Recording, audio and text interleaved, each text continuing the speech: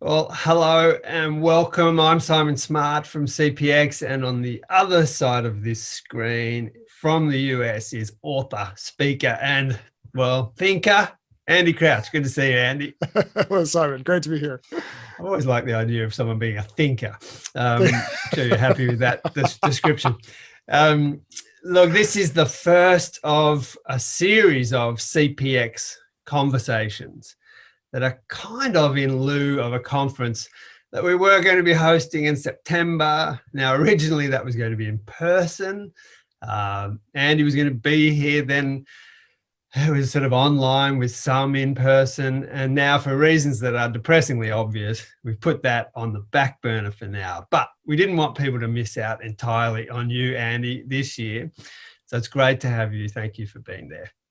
Yes, absolutely.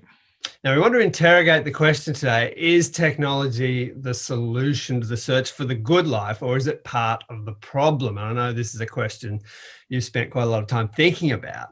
Are we becoming more human as we get more connected, or is our humanity in some way diminishing or in danger? Now, this question, Andy, of who we are as human beings is one that occupies quite a lot of our time at CPX. Where does our value come from? How do we thrive best? And technology is a really important part of that question, isn't it? Because our lives are so governed by it today. Yes, absolutely. And more so, and more encompassed by it. That is, it's everywhere in our lives, rather than just being tools that we went out and used, on the farm or in the kitchen. It's now just sort of the air that we breathe, isn't it? It is. Now, you say that everything hinges on the story that we and our neighbours tell ourselves about our technological choices. Now, what kind of stories can we tell in relation to this element of contemporary life that, as you say, is so kind of ubiquitous? Yeah. I think there's the story we tell when we are promoting or purchasing a new device. And then there's the story we tell as we look back on what those devices actually have done. So the story we tell when we look into the future, and this has happened over and over in the history of technology, whether it's the introduction of automobiles or electrification or telephone or whatever, all the way up to the latest iPhone that you might have at least been looking at in the shops. The story is now you'll be able to do something. So that's expanded capacities. And you'll no longer have to do other things. That is diminished or reduced burdens. So your capabilities will expand. The burdens on you will be relieved. I mean, doesn't that sound great? Absolutely, we want it. But when we look backwards, once we've introduced these technologies into our own lives and into our societies, we do see those expanded capacities and those reduced burdens to some extent. But there's another story that we have to tell too, which is now you're no longer able to, which is a story of reduced capacities or capabilities. And even more troubling in a way, now you have to. So we thought it was going to end our having to do things, but we find, for example, parents tell me, well, I have to get a smartphone for my 8-year-old because they're on a soccer team that communicates only by, text message. So they have to be able to get their text messages. You have to have it. And that coercive quality and that diminished capabilities, that we feel like we're losing capabilities even as we gain them. These are the two stories that kind of compete when we really think about what technology is doing to us. Yes, and look, just so everyone knows, you're not exactly a Luddite in this, are you? You're not anti-technology. No, truly not. Using it. We're obviously using it today. It's really important.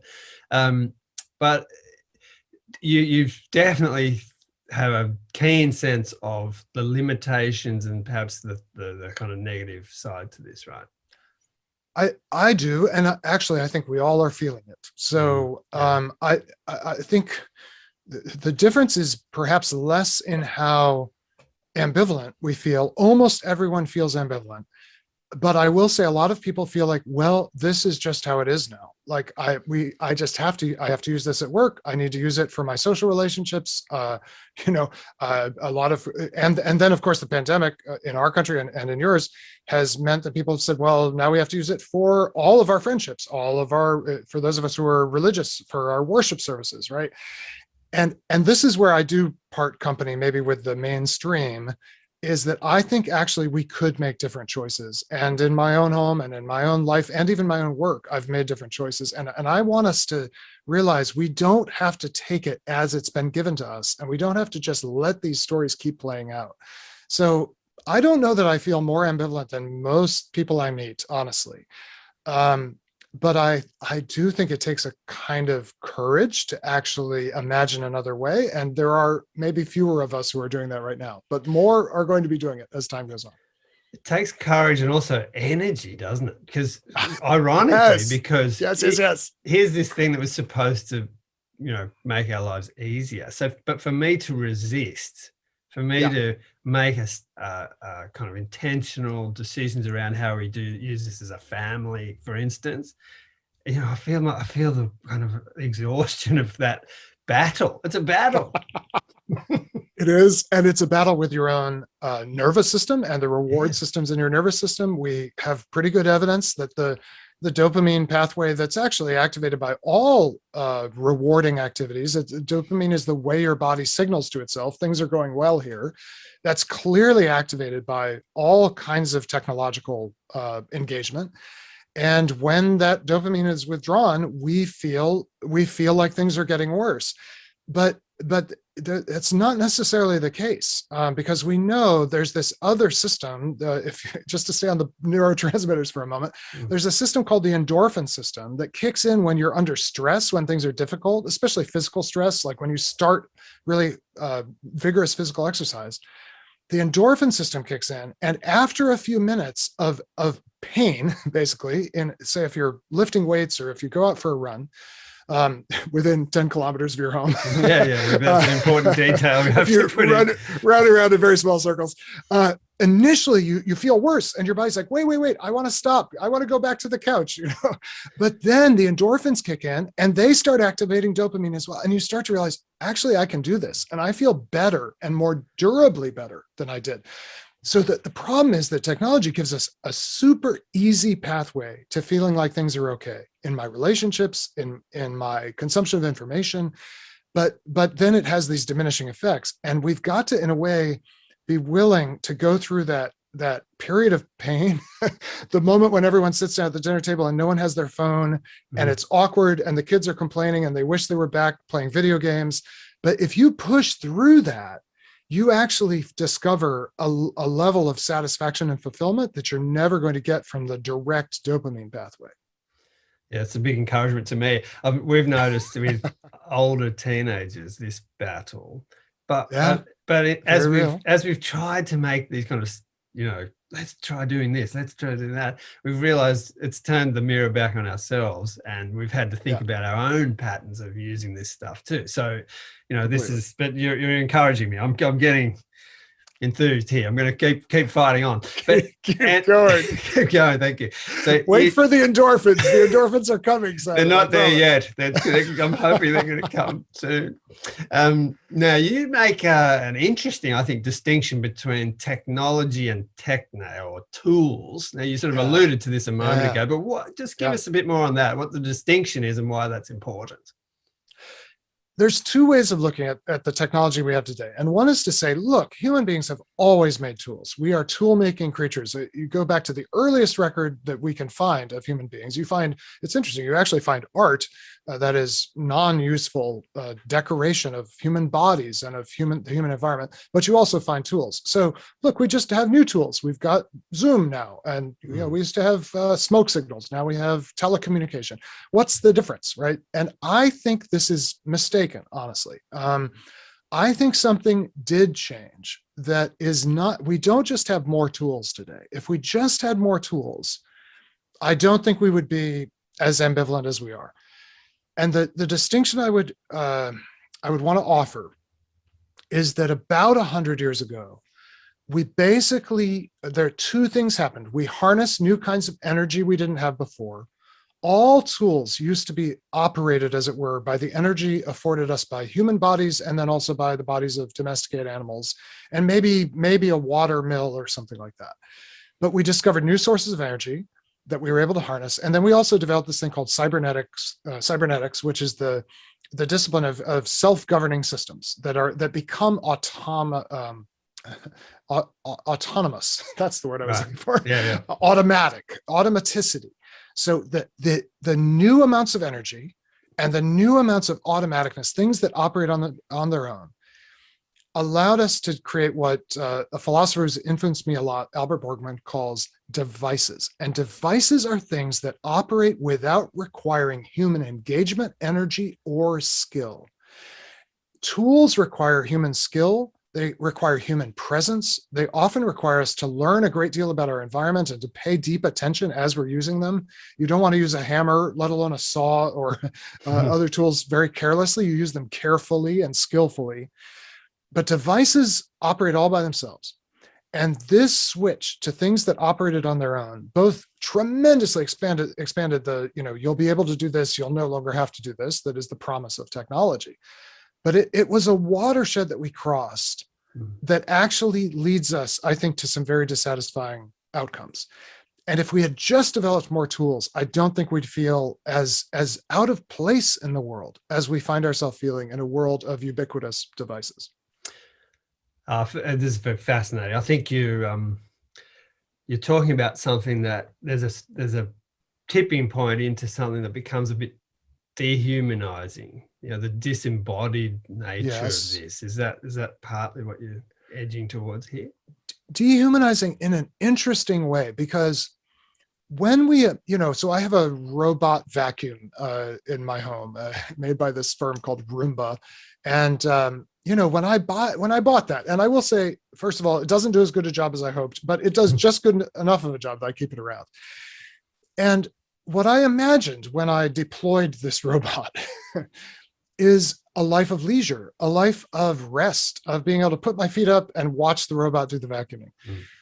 And it turns out that disengaged life is actually strangely inert in the pleasures it provides. It provides a certain kind of pleasure, but a very shallow one, a very temporary one, a very kind of vanishing one. Whereas the pleasures that come from good work, where my body is fully engaged, ideally where my mind's involved, this might not apply to vacuuming my living room, but it would apply to, if I were a master carpenter, my mind would be very engaged. There would actually be emotion in it, my heart. One way to think about this is the Hebrew Bible speaks of the human being as heart, soul, mind, and strength. And when you think about what we've done with these devices, so different from what we did with tools for all of human history, we've taken strength largely out of the equation, so my body begins to atrophy. They often think for us. They kind of figure out what to do on their own, so my mind's no longer involved. They're less engaging of my heart, my emotions, my sense of the beauty of the world. And then where's room for my soul and all that?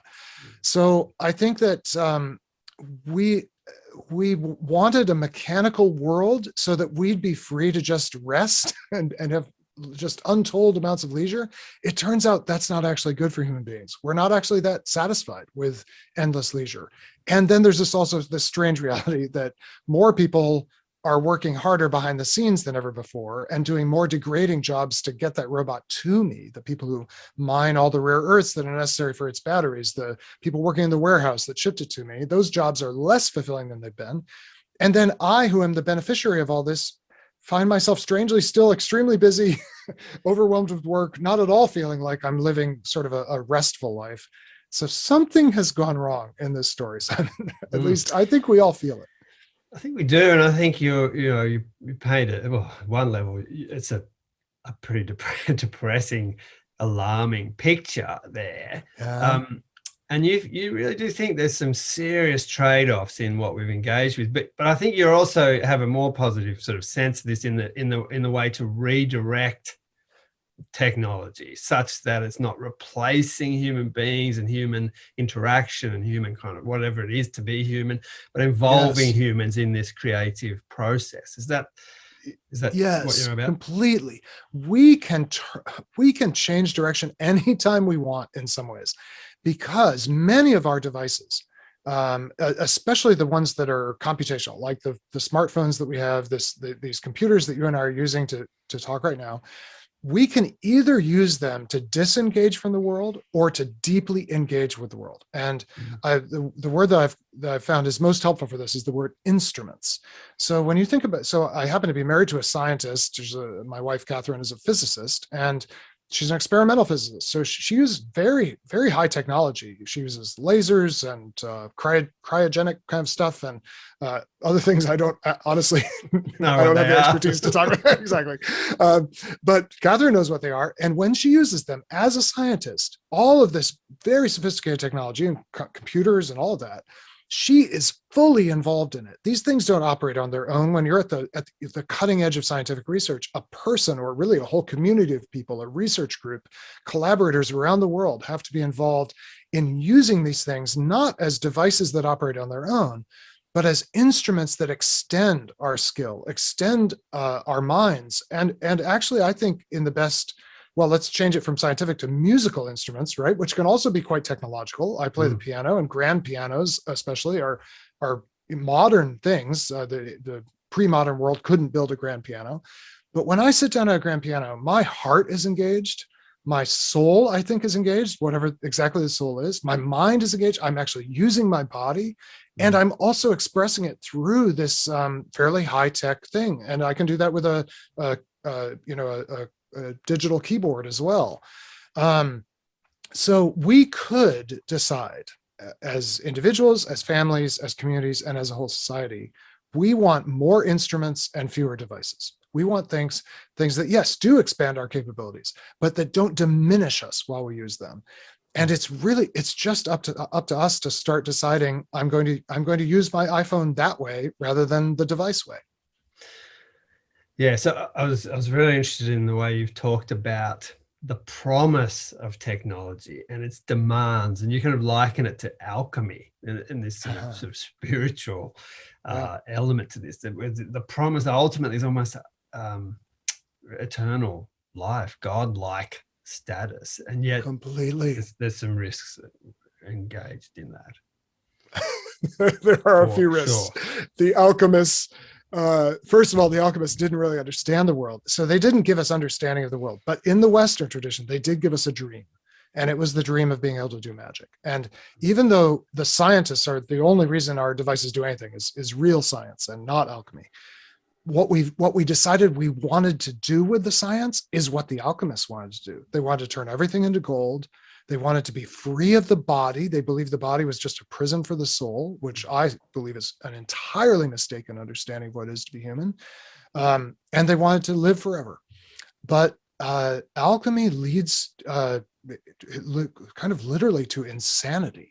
And the alchemists always felt like they were just on the edge of figuring it out. And that is how we feel with technology. It's like, well, the next set of developments, surely that will usher in leisure and prosperity. And we're still dreaming the alchemist dream. When in fact, I think there's a more modest, more humble, but also more deeply human vision that we actually could turn all of our scientific knowledge toward fulfilling.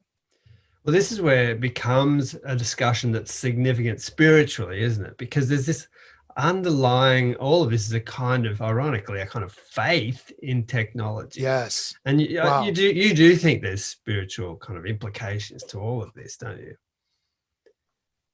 I don't know how you cannot sense. I understand that people have a very wide range of beliefs about what's ultimately true about God and so forth, but don't we all sense there are forces working in this technological regime we're all living in that are not within our control, are not within anyone's control, not within the engineer's control.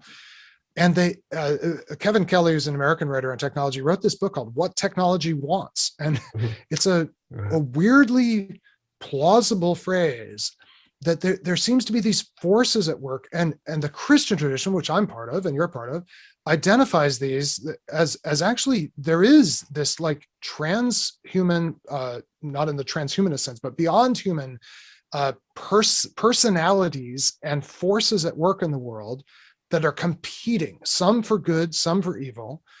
And that, I think, is happening. And by the way, the alchemists found themselves cozying up to the dark side of the spiritual world as they understood it. The little fairies and the more powerful demons, and ultimately the demonic.